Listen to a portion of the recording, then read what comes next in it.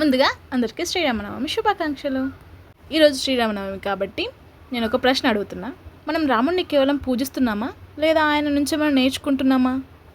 శ్రీరాముడు దేవుడు మాత్రమే కాదు, ధర్మానికి ప్రతీక.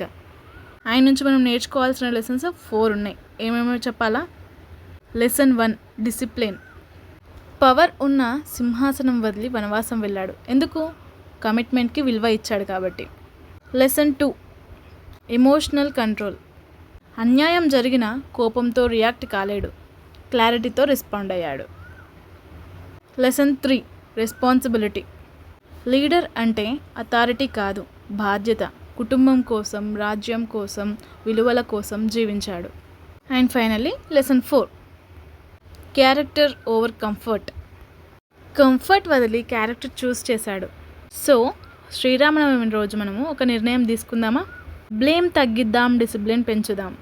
ఎమోషనల్లీ స్టేబుల్గా ఉండడం నిజమైన డివోషన్. అంటే డైలీ ప్రాక్టీస్ ఆఫ్ వాల్యూస్.